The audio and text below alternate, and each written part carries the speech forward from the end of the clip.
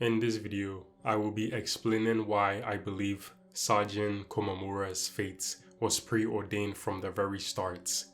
Judging by the title of the video, you might be under the impression that I am referring to his tragic fate of turning into a literal dog, but that is only the surface.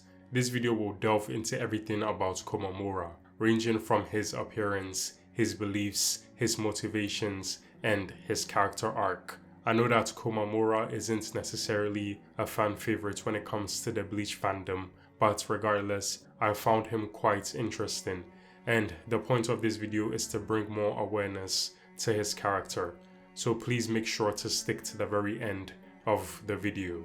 First things first, let's tackle the elephant in the room, his appearance. In chapter 81 of the Soul Society arc, we are given our first introduction of all of the captains of the Gotai 13, and aside from stylish individuals like Mayuri and Shunsui, Sajin Komamura sticks out like a sore thumb. Not only is he the largest figure in the room, but he also has a very distinct look. Most noticeably, there was a helmet on top of his head, and of course, this would pique anybody's interest. My initial thoughts on this was that maybe he had something to hide, and as a matter of fact, I was correct. I am certain that at some point in our lives, all of us have experienced some sort of insecurity in our bodies, and these insecurities can completely destroy our confidence and also have a tremendous effect on our mental health, but most importantly, they can also decide our actions. Most people decide to isolate themselves, and some undergo plastic surgery, but in Sajin's case, in order to hide his insecurities, he decided to cover up his body as much as possible. He even took a step further and placed a helmet on top of his head, and this was all done in the hopes of fitting into the Seirete. He went through all of this trouble because he was ashamed of his physical appearance. Underneath his helmet was a face that resembled a dog, and he also had furry skin to follow along with it. Komamura's insecurity plays a big role in breaking down his character because it highlights his deep burning desire to discard his identity. To put it simply, he was ashamed of his heritage, and this is important, so make sure to keep it in the back of your mind because I will come back to it. Anyway, after the climax of the Soul Society arc, Komamura decided to proudly reveal his face to not only his comrades in the Soul Society, but also to the audience. Prior to him making this decision, Komamura felt like an outcast, and he struggled to form genuine connections with people. However, all of that changed when he met Kaname Tosen.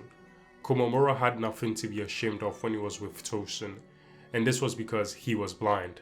Together they became great friends, and on top of that, they both had the same ideals. See, just like Komamura, Tosen also greatly despised senseless violence.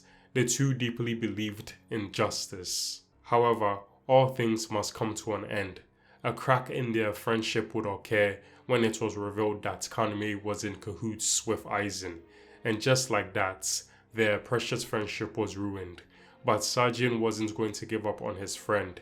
He made it his goal to save Tosen, who had chosen the path of revenge, but unfortunately, he would fail to do so.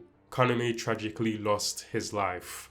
Shortly after this, Komamura would walk his own path of revenge. In the 1000-Year Blood War arc, Komamura would lose his Bankai to Bambietta. And to make matters worse, the person who Sajin was indebted to also lost his life. And I am of course talking about Old Man Yama. And at this point in the story is where Komamura's character arc starts to take an unprecedented shift. In order to avenge Yamamoto, Sajin returns back home, and in this moment we were given the opportunity to learn more about Sajin's heritage. It was revealed that Sajin was actually a werewolf. The great leader of his clan also confirms Sajin's insecurity about his appearance when he states, and I quote, "You who so hated the face you were born with, that you covered it in heavy armor, and let the world think you were human." After being confronted head-on about this topic, Komamura finally addresses it. He explains that over the years, society had become more accepting of his kind. Therefore, he believed that it wouldn't be long before his kind could come out of the shadows, hence why he casted away his helmet. To hear Komamura's perspective on this was very refreshing, because it highlighted his development as a character. However, at the same time, it revealed that he was a flawed individual, because he would go on to make a decision that would regress his character development. To temporarily gain an immortal body, Sajin was required to perform a ritual in which he literally had to tear out his heart with his own hands and offer it to the great elder of his clan. And only after he had done this would he be able to learn the secret jutsu of his family, Jinka no Jutsu, which translates to humanification. After the ritual had been completed, Sajin returned to his original form as a werewolf, and he also gained enormous power. With his newly gained power, he decides to join the battlefield, and he faces off against Bambietta. And this is where Sajin's ideology and beliefs start to crumble. He taps into his animalistic nature and discards the image that he had created for himself during his time in the Gotai 13.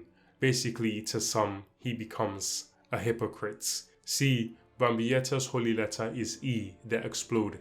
Anything her reishi fires into automatically turns into a bomb. And when Sajin is hit with one of her bombs, she realizes that he is unaffected. Sajin explains that he is unaffected because he gave up his life. His body was now merely just a shell. Personally for me, this is where I began to question Sajin's actions. What is the point of winning a battle if you lose your life in return? However, Sajin disagrees with my statement because he believes that he didn't throw away his life, but rather he staked it. His reasoning behind this was that if Yamamoto staked his life in a battle, then there was absolutely no reason for him not to do the same. How is this any different from what Kaname decided to do? Both of these individuals prided themselves on the belief system that senseless violence was animalistic and ridiculed Kenpachi Zaraki for disagreeing, yet both of them used senseless violence to achieve their goals. Both of them believed in justice, yet they decided to put justice in their own hands. And to make matters even worse, after witnessing the consequences of seeking revenge, Sajin still decided to walk that path. Anyway, Sajin succeeds in defeating Bambietta and decides to take on the big man himself, Yuha. However, on his way to Silburn, the Jinka no Jutsu starts to fade away. Initially, I was under the impression that Sajin had been tricked by the great elder of his clan, and although he technically didn't trick him, he still neglected to tell him the fact that it was a temporary power boost. Once the Jinka no Jutsu wore off, he would turn into an actual doggy. Sajin basically threw his life away just so his clan leader could live longer. He completely got played. This isn't even a joke. The clan leader literally says, and I quote, "Thank you for doing this for me, even becoming a dumb animal. Thank you for doing this for me." Mind you, he says all of this while consuming his hearts. Sajin is too kind for his own good, because he didn't seem to have any resentment towards the clan leader. He just simply accepts his fates. People usually make the connection between Komamura's fates and his hypocrisy. However, I think that is only scratching the surface. Yes, it is true that his decision to seek revenge played a massive role in his downfall, but I personally believe that regardless of if Komamura decided to seek revenge or not, he would still be doomed, and this is because of his heritage. No matter how hard he tried to masquerade as a Soul Reaper, it would always end up in vain, because he would regress back to his animalistic tendencies. After all, let's not forget, he's literally a bloodthirsty creature. That is the basic instinct of a werewolf. They are described to devour animals, people, and corpses. Therefore, Komamura's thirst for blood would always consume him. The great leader of his clan confirms this when he reveals that, due to the sins they committed in their past life, the Wolfman clan was cursed to dwell in the beast realm, and additionally, they were stripped of their true form and cursed to live as beasts. It's just in Sajin's nature to pursue violence. It's a sad truth, but this was just Komamura's fate.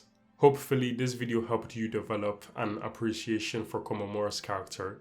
Thanks for watching the video. Comment down what you guys think of Komamura. Please like and subscribe, and also turn on the notifications because it really helps the channel out. Peace out.